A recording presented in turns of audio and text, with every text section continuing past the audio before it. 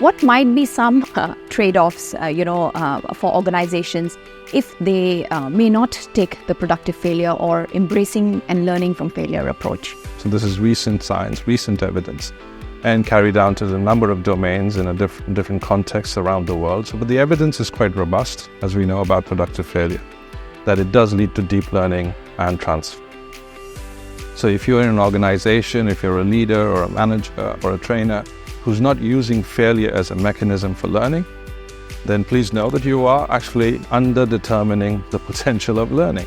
So there is that trade-off. Yes, you can do direct instruction, you can do protocol-based learning without understanding, but remember the trade-off is that you may be not optimizing the learning in your people, in your organizations, in your teams, and so on. So failure as a mechanism for learning, if it's not being used, it's suboptimal. We should incorporate failure in learning, and we should embrace failure in our organization settings. But what might be some of your tips or your strategies in how to make this happen? So far in all the interventions or contexts where we've applied productive failure, it's always started with building an awareness of what productive failure is. And then with awareness comes perhaps a sense that maybe I want to try it. And then you design a series of development runways for people to actually learn what the principles are, because it's the principles of design that really are key. And then based on those principles, you implement them, you see how it goes. And that's when the rubber hits the road, that's when people really start to understand, this is what productive failure is. And then built into the productive failure itself is productive failure, because you need to iterate 2 or 3 times and learn from the suboptimal implementations to improve the fidelity of what you're trying to do. And this needs a longer runway. So when I work with whether it's school teachers or school leaders or leaders in organizations, back to that trade-off-ish question, there's a time trade-off. If you want better output, you need to invest some more time and effort into it and get efficiencies that are disproportionate to the inputs. And that's where the real efficiency comes. It comes later on, not just in terms of the outputs of understanding and transfer and building a culture that's innovative, but also in terms of time. And that's how you build a very strong culture in your organization. Can there be quality learning but without failure? I mean, I'll just concretize this. Can you learn to walk without falling down? And then the question then becomes, if once you've learned how to walk, will you actually forget how to walk, barring any injuries? It's because the process by which you learn something, and that process has failure, or failure drives that process. We know from research that you encode it better, you retain it better, you understand it better, and you're able to apply it better. So when you ask the question that, can there be good learning without failure? The answer is absolutely not. Would productive failure be more suited for certain skills, for certain aptitudes and knowledge levels, or is it universal in that sense? Yeah. Cognitive architecture is universal. It's agnostic to the domain. Where we've seen the most effects, as I've shared, are in things that you really need to understand and then be able to transfer it to novel situations.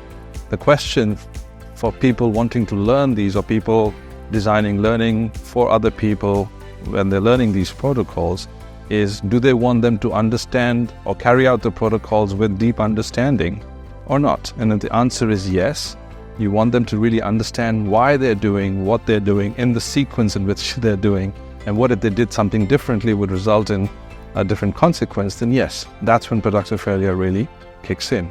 How would you spot a good implementation of productive failure? What does it mean to implement or design something like productive failure? And basically I break it down into 3 aspects. One is the kinds of tasks and activities that people are engaged in. These are challenging tasks that people want to engage in. How do you design these tasks?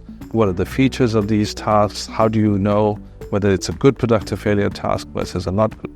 These are the sets of design principles that we've taken all our adult educators and in other contexts, other people, through the workshops, so the design workshops, to help them understand these are the principles that are out that make a productive failure task a productive failure task. But that's just one part. The second part is how people interact or participate Do they work alone or together? And if they're working alone, what is it that they're doing? If you're working together, what is it that they're doing? And if you're facilitating this, what kinds of facilitation techniques do you use that are consistent with the principles of productive failure? So that's the second part, right? And then the most important part to me is the social surround. It's the environment, the culture, and the norms and the expectations within which you're carrying these things out, right? So if everything is geared towards success and performance and deliverable results, then that's not very consistent with the norms and expectations of productive failure. But if effort is valued, invention, innovation is valued, taking on challenges is valued, then those are the kinds of cultures that need to be set up and, emphasized so that you can derive the maximal benefit of productive failure. And it is in these cultures that then we are not only just using failure as a mechanism for learning, but failure also turns into a signal that good things are happening. Because if you're trying challenging projects or ideas, then chances are failure would just happen. So you can turn it around and use it as a signal, right? As an instrument. Say, because we are trying challenging tasks and we see failure in our projects turning up, as long as it's not for some stupidity or laziness, that's a good sign. This means that we are at the edge. This means there's a healthy place to be. So failure can turn into a signal as well. And that's where the social surround is really robust. Given that, everyone is talking about that time is less and we may not be able to, follow productive failure with such fidelity, then what might happen or how would it affect? Yeah, so, individuals operate in context. I think the expectations or the culture within which productive failure gets carried out is key.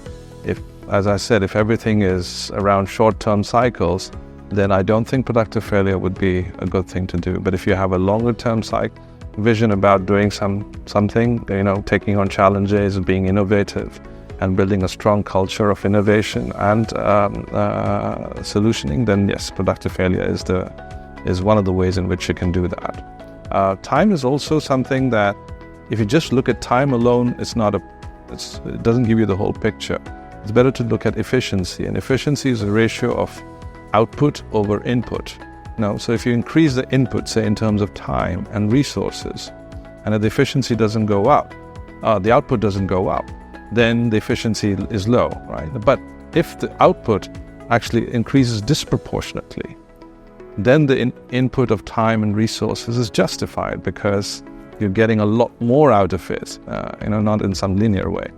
And I think that's how one needs to look at investments in productive failure for individual learning, team learning, organizational learning. It's that you are putting in investments in time and resources, and provided you have the development runway to iterate and bring it to high fidelity, the effects, the outcomes are disproportionately high. Therefore, it means it's actually, in the long run, it's more efficient than less. How have the principles, the theory, as well as the practice evolved over these years? Yeah. At the time when I started doing the first experiments, the dominant theory of the time, as you know, was dead against it. There was no room for failure. Everything had to be correct, on the money. If you don't know something, you just tell the person exactly what it is and how it is. So the early days of conceptualizing productive failure all involved was a proof of concept, a proper experimental study, which formed basically my doctoral dissertation, to show that you can design for failure and then bootstrap it to extract the efficiency of that. And that's how productive failure started. And then I went to start looking at contexts in which one could apply. And one of the first contexts that I chose to apply it was in one classroom in one school, to carry out those. And as you apply, you have to start thinking about, okay, how do you design for it, right? How do you design the intervention itself? Because it's one thing to know, as somebody who's invented this. It's quite another to be able to tell somebody else and say, here are the principles. So the first articulation of the principles of productive failure actually came many years after the first experiments showing the effect of productive failure. And luckily with time, and this was the work that I was doing in Singapore and a couple of other countries, India, Australia, together with colleagues. So over time, as evidence gathered, the funny thing that happens in science is that other labs around the world start to pick it up. and then they start to test and falsify and replicate productive failure designs in their context. And with this variation, you then start to unpack not only the theory and evidence behind productive failure, but also start to think about what principles work in what context for whom and why. And so that principles also, the design principles also start going through an iteration. So, and that's what's been happening over the last, I would say, 15, 20 years. The evidence is stacking up. The theory, the understanding of why it works has evolved over the years. And the principles, because they've been tried in varied contexts, you get to understand what remains constant across. And these are the core things that remains constant across, so invariant.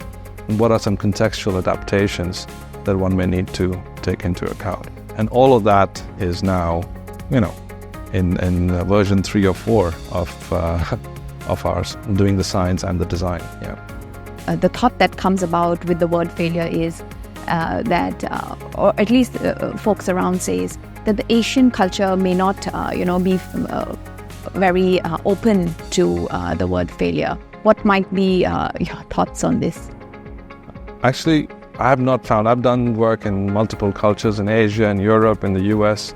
I haven't found that great a difference when people understand it. Yes, people may have very strong immediate reactions to the word, but the moment you start having a conversation about what it is that you're doing, and as you know, productive failure is not saying failure for failure's sake, or that it's okay to fail in high stakes exams, or no, it's designing failure in the initial phase of learning when you first come to understand something new.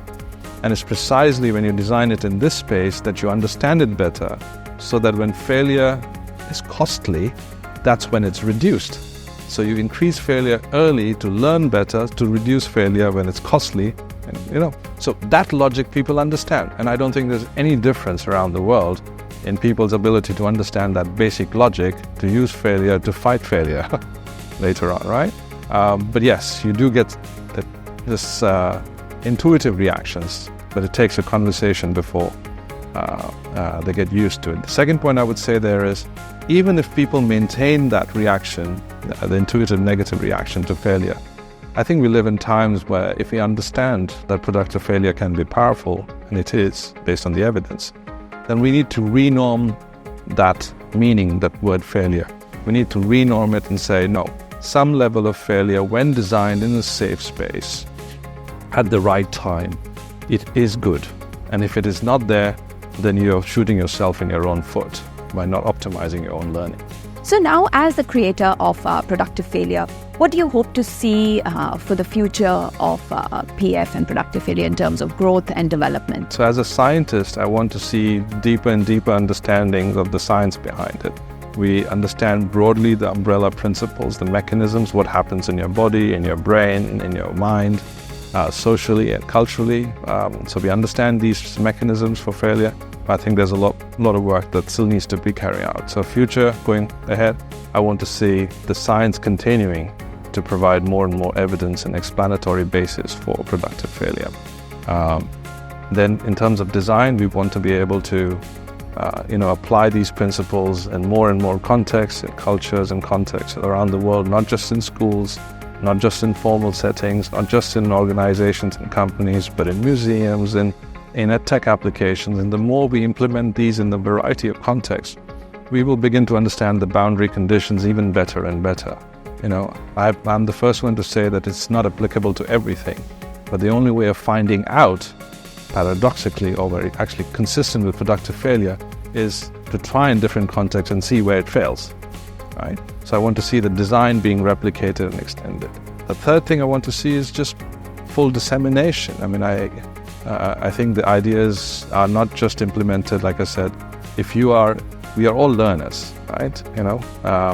And as long as you're interested in your own learning, or if you're designing learning for somebody else, be it as a parent or a teacher or a team leader or a trainer, whoever you are, as long as you're designing learning for others, if we can get more and more people to understand productive failure principles and how to design for them in meaningful ways, then I would love to see that take on force as well.